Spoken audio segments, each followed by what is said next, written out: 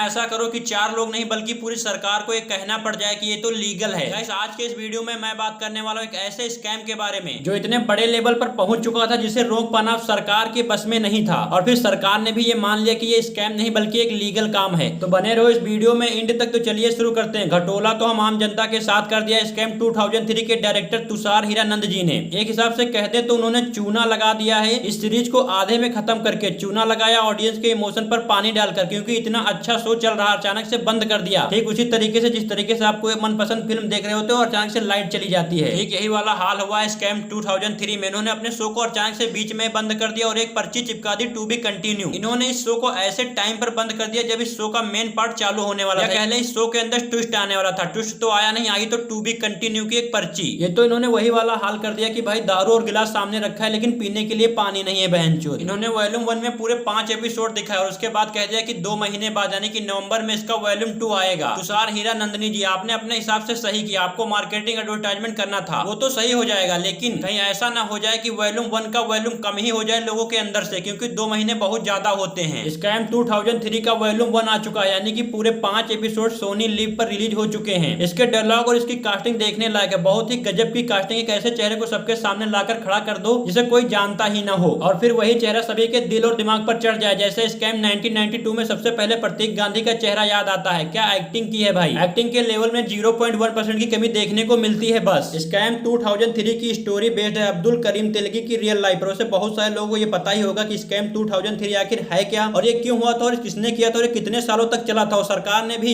इसे लीगल क्यों बता दिया था, और सरकार ने इस पर कोई भी एक्शन क्यों नहीं लिया था। अब जिन लोगों को स्कैम 2003 के बारे में नहीं पता है, मैं उनके लिए थोड़ा सा एक्सप्लेन करता हूँ। सन 1993 से लेकर अप्रैल 2003 तक लगभग 10 साल तक अब्दुल करीम तेलगी नाम के एक शख्स ने एक ऐसा स्कैम किया जिसके तहत पहले उसने नकली स्टैम्प पेपर बनाए। बाप बन गए आप। स्टैम्प पेपर पैदा हुआ है।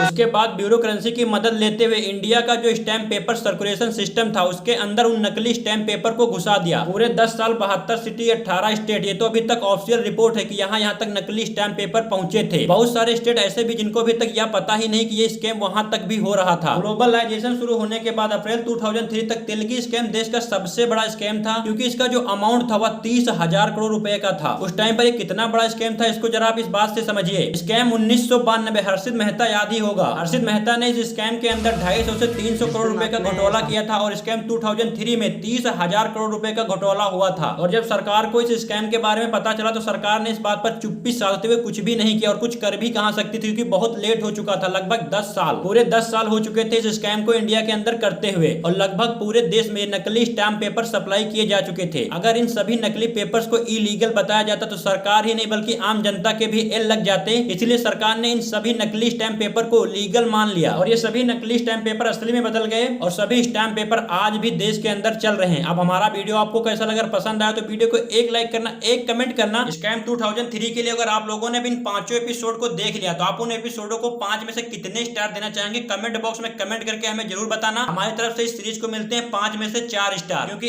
एक्टिंग कास्टिंग बहुत ही अच्छी है।